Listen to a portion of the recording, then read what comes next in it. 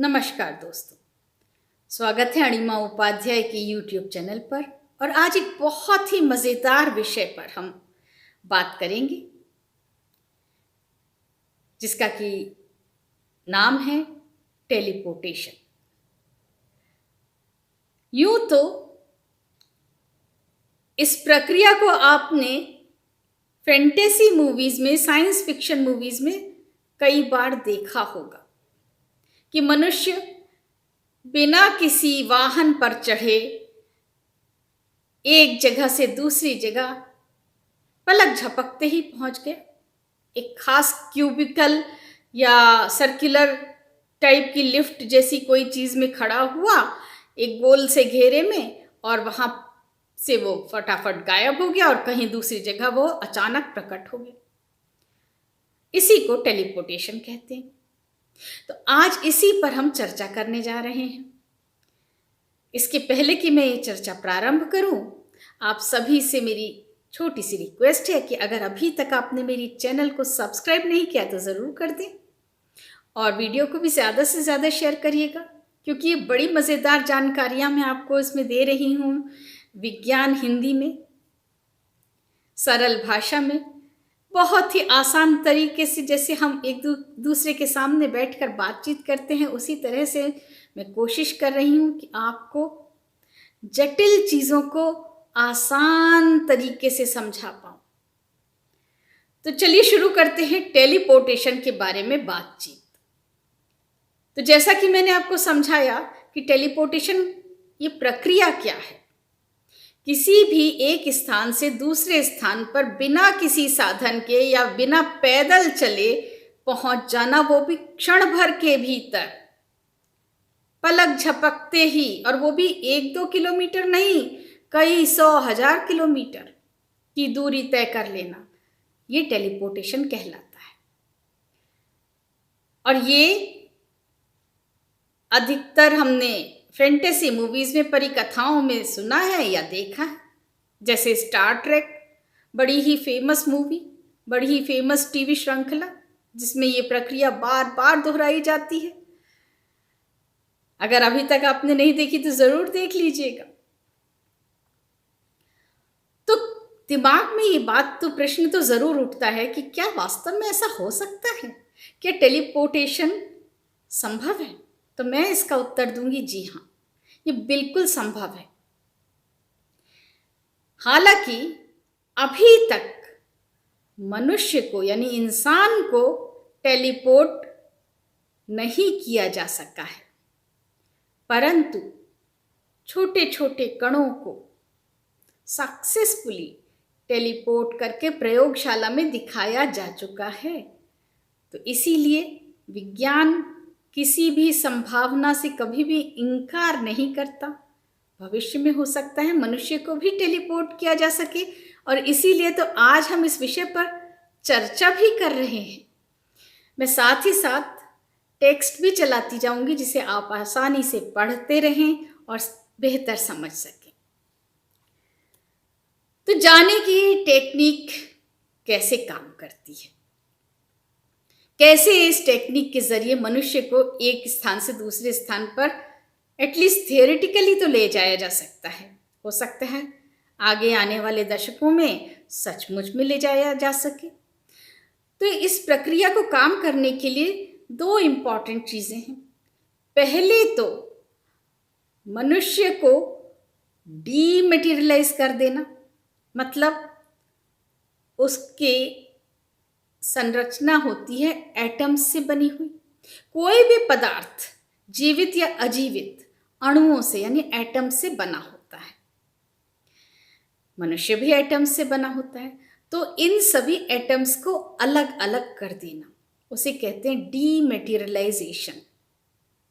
और उसके बाद गंतव्य यानी डेस्टिनेशन पर पहुंचने के बाद उसे रीमैटेरियलाइज कर दिया जाता है, मतलब फिर से जोड़ दिया जाता है और वो वापस अपने आकार में आ जाता है। और इसी प्रक्रिया को यूटिलाइज किया जाता है, उपयोग किया जाता है टेलीपोर्टेशन में। इसका मतलब ये हुआ, डीमैटेरियलाइजेशन मतलब जो पदार्थ के गुण हैं उसे तोड़ दिया जाए और उसे ऊर्जा के गुण दे दिए जाएं, और फिर वापस जब वो उस जगह पहुंच जाए जहां जाना है तो उसे वापस मैटर के रूप में वापस ले आया जाए, यानी रीमटेरियलाइज कर देना चाहिए। तो ये किस नियम पर आधारित है? क्या ऐसा संभव है? तो कोई ना कोई नियम होगा जिससे ऐसा हो सकता है, क्योंकि विज्ञान हमेशा नियमों को ही फॉलो करता है। तो हाँ, इसके पीछे का जो नियम है वो कहलाता है क्वांटम एंटेंगलमेंट। जैसा कि आप स्क्रीन पर देख रहे हैं, क्वांटम एंटेंगलमेंट इसे कहते हैं, जिसके अनुसार यूनिवर्स यानी ब्रह्मांड में कोई भी पार्टिकल का एक और पार्टिकल होता है, यानी एक पार्टिकल के साथ एक और पार्टिकल हमेशा लिंक्ड रहता है, जुड़ा रहता है, जिसे कहते हैं इंटरलिंक्ड। तो अगर एक पार्टिकल की संरचना में कोई भी परिवर्तन होता है तो ठीक उसी समय जो उससे लिंक्ड पार्टिकल है उसमें भी परिवर्तन स्वयमेव हो जाता है, और इसी को कहते हैं क्वांटम एंटेंगलमेंट। और इसी पर आधारित है टेलीपोर्टेशन की प्रक्रिया। तो अगर एक पार्टिकल को हमने एनर्जी में कन्वर्ट किया तो उससे जो लिंक पार्टिकल है वो भी एनर्जी में कन्वर्ट हो जाएगा, और फिर जब उसे वापस मैटर के फॉर्म में लाएंगे तो वो भी आ जाएगा। तो इस तरह से जो रूप यहाँ था वही रूप वहाँ पर हो जाएगा, और मनुष्य या कोई भी वस्तु टेलीपोर्ट हो जाएगी। तो आगे देखते हैं कि इसे क्या सचमुच में सिद्ध करके दिखाया जा सका है। तो जी हाँ, प्रयोगशालाओं में, विज्ञान की प्रयोगशालाओं में ऑफ कोर्स फोटॉन्स के ऊपर इस प्रक्रिया को सिद्ध करके दिखाया गया, 15 किलोमीटर तक की दूरी टेलीपोर्टेशन के द्वारा तय करवाकर।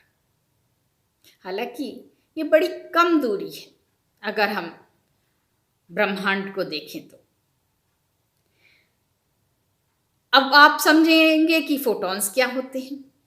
तो फोटॉन्स प्रकाश के छोटे छोटे एनर्जी के पैकेट्स जो होते हैं उन्हें फोटॉन कहते हैं।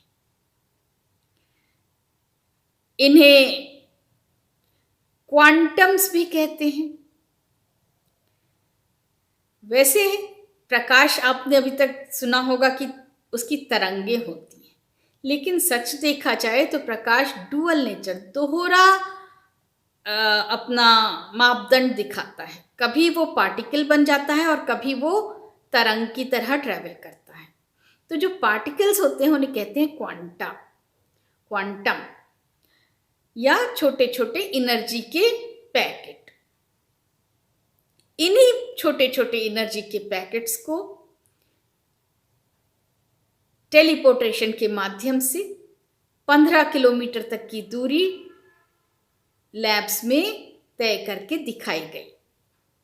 लेकिन सन 2012 में ऑस्ट्रेलिया के वैज्ञानिकों ने तो इतिहास ही रच डाला। उन्होंने फोटॉन्स को 143 किलोमीटर 143 किलोमीटर तक की दूरी तक टेलीपोर्ट करके दिखला दिया कि टेलीपोर्टेशन किया जा सकता है।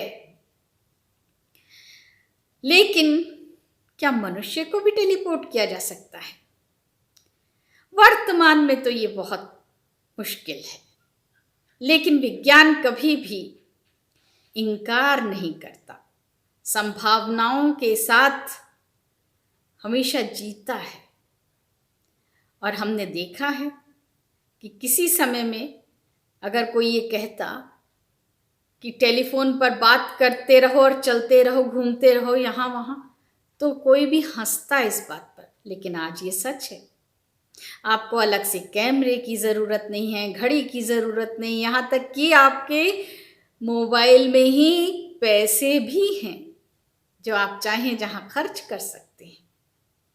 तो अगर ये सब कुछ विज्ञान की देन है तो कल को टेलीपोर्टेशन भी विज्ञान संभव करके दिखा सकता है। लेकिन आज ये मुश्किल क्यों है, इसको भी जरा समझते हैं। जब फोटॉन्स को ट्रेवल कराया जा सकता है तो मनुष्य को क्यों नहीं?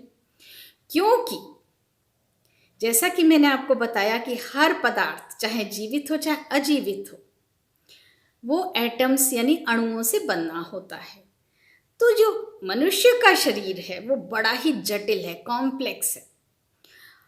मनुष्य के शरीर में 7 ऑक्टिलियन एटम्स मौजूद होते हैं।